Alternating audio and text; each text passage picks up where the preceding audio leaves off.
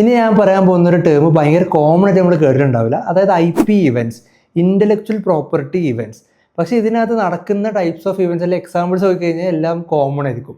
ഇപ്പോൾ എക്സാമ്പിൾ പറയുകയാണെങ്കിൽ ആപ്പിളിൻ്റെ WWDC ഉണ്ട്, ഫിഫ, IPL. ഇനി കേരളത്തിലെ കുറച്ച് എക്സാമ്പിൾ നോക്കുകയാണെങ്കിൽ ഇപ്പോൾ KLF അല്ലെങ്കിൽ IFFK, പിന്നെ ഹഡിൽ ഗ്ലോബൽ, സ്കെയിൽ അപ്പ്. അപ്പോൾ ഇതുപോലത്തെ ഒരു സെറ്റ് ഓഫ് ഇവൻറ്റ്സിനെയാണ് IP ഇവൻറ്റ്സ് എന്ന് പറയപ്പെടുന്നത്.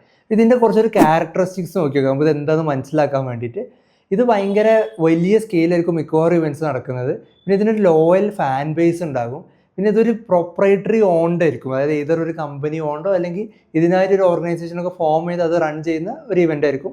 പിന്നെ ഇതൊരു റിപ്പീറ്റബിൾ ഫോർമാറ്റിലായിരിക്കും, കുറച്ചുകൂടെ സ്കെയിലബിൾ ആയിട്ട് നടത്തുന്നുണ്ടാകും. പിന്നെ ഇങ്ങനത്തെ മിക്കവാറും നടത്തുന്ന ഇവൻറ്റ്സിനൊക്കെ ഒരു ലെഗസി ഉണ്ടാകും. അപ്പോൾ ആ ഒരു ലെഗസിയുടെ പുറത്ത് ഓടുന്ന ഒരു സംഭവം ഉണ്ടാകും. പിന്നെ ഇങ്ങനത്തെ ഇവൻറ്റ്സിൽ ഭയങ്കര സ്കെയിലായിരിക്കും എന്ന് പറഞ്ഞു. അപ്പോൾ അതോടൊപ്പം തന്നെ മെർച്ചൻഡൈസ് പോലത്തെ സാധനങ്ങൾ സെല്ല് ചെയ്യാനോ അല്ലെങ്കിൽ മെർച്ചൻഡൈസ് കുറച്ചുകൂടെ ഇനേബിൾഡ് ആയിട്ടുള്ള ഇവൻറ്റ്സ് ആയിരിക്കും.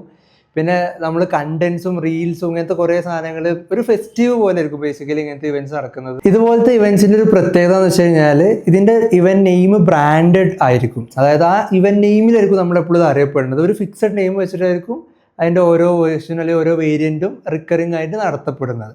പിന്നെ ഇങ്ങനത്തെ ഇവൻറ്റ്സ് നടത്തുന്നതിൻ്റെ ഒബ്ജക്റ്റീവ് എന്ന് വെച്ച് കഴിഞ്ഞാൽ ഒന്ന് ഒബ്വിയസ്ലി മോണിറ്റൈസേഷൻ ആണ്. പിന്നെ ഈ പറഞ്ഞില്ല ഒരു ലെഗസി ബിൽഡ് ചെയ്യാനും അല്ലെങ്കിൽ ഒരു പേഴ്സണൽ ബ്രാൻഡ് അല്ലെങ്കിൽ ഒരു കമ്പനിയുടെ ബ്രാൻഡ് ബിൽഡ് ചെയ്യാനായിട്ട് ആൾക്കാർ ഇത് യൂസ് ചെയ്യാറ്, ഇങ്ങനത്തെ ഇവൻറ്റ്സ് നടത്താറുണ്ട്. പിന്നെ നമ്മളിപ്പോൾ ഒരു കമ്പനിയുടെ ഒരു പ്രൊഡക്റ്റിൻ്റെ ഒരു സെയിൽസ് ഫണലായിട്ടൊക്കെ ഇങ്ങനത്തെ ഇവൻറ്റ്സ് നടത്താറുണ്ട് ആൾക്കാർ. ഇപ്പോൾ ആപ്പിളിൻ്റെ എക്സാമ്പിൾ എടുത്തു കഴിഞ്ഞാൽ ഒരു ബ്രാൻഡ് റീകോൾ അല്ലെങ്കിൽ ഒന്നുകൂടെ ഒരു ബ്രാൻഡ് വീണ്ടും ആൾക്കാരിലോട്ട് എത്തിക്കുക എന്നുള്ളൊരു ഒബ്ജക്റ്റീവാണ്. അപ്പോൾ ആൾക്കാർ ഭയങ്കര ഫാൻ ബേസൊക്കെ ഇരുന്ന് കാണുന്ന ഒരു ഇവൻ്റ് ആണല്ലോ. പിന്നെ ഇതിൽ നടത്തുന്ന കുറച്ച് ടൈപ്സ് ഓഫ് ഇവൻറ്റ്സ് നോക്കി കഴിഞ്ഞ് കഴിഞ്ഞാൽ ഫെസ്റ്റിവൽസ് ഉണ്ടാകും, കൺസേർട്സ് ഉണ്ട്, ചാമ്പ്യൻഷിപ്സ് ഉണ്ട്, കോമ്പറ്റീഷൻസ് ഉണ്ട്, അവാർഡ് നൈറ്റ്സ് ഉണ്ട്. പിന്നെ കമ്മ്യൂണിറ്റി ഓൺഡ് ആയിട്ട് പല IP ഇവൻറ്റ്സ് നടത്താറുണ്ട്, കോർപ്പറേറ്റ് ഓൺഡ് ആയിട്ടും പല IP ഇവൻറ്റ്സ് നടത്താറുണ്ട്. വേറെ ഒന്ന്, ഇങ്ങനത്തെ ഇവൻറ്റ്സ് ജനറലി അത്യാവശ്യം സ്പെൻഡ് ചെയ്തിട്ടായിരിക്കും നടത്തുന്നത്. ഭയങ്കര ക്വാളിറ്റി ഓറിയൻറ്റഡ് ആയിരിക്കും, കാരണം ഈ IP ക്രിയേറ്റ് ചെയ്യുക എന്നുള്ളൊരു ഒബ്ജക്റ്റീവും കൂടെ ഉള്ളതുകൊണ്ട്. പിന്നെ പ്രൊഫഷണലി മാനേജർ ആയിരിക്കും. ഇതിൽ കുറേ ഏറ്റവും കൂടുതൽ സ്റ്റേക്ക് ഹോൾഡേഴ്സ് ഇൻവോൾവ് ആവുന്ന ഒരു ടൈപ്പ് ഓഫ് ഇവൻറ്റ്സ് ഇതാണ്. ഇങ്ങനത്തെ മിക്കവാറും ഇവൻറ്റ്സിനകത്ത് കുറേ സബ് ഇവൻറ്റ്സ് നടക്കും. ഒരു മിനി ഫെസ്റ്റീവ് പോലെ ആയിരിക്കും ബേസിക്കലി ഇങ്ങനത്തെ ഇവൻറ്റ്സ് മെജോറിറ്റി നടക്കുന്നത്. അപ്പോൾ നിങ്ങൾക്ക് ബിസിനസ് ചെയ്യാൻ പറ്റുന്ന ഒരു ഭയങ്കര അവന്യൂ ഉള്ള ഒരു അനദർ ടൈപ്പ് ഓഫ് ഇവൻറ്റ്സ് ആണ് ബേസിക്കലി IP ഇവൻറ്റ്സ് എന്ന് പറയുന്നത്.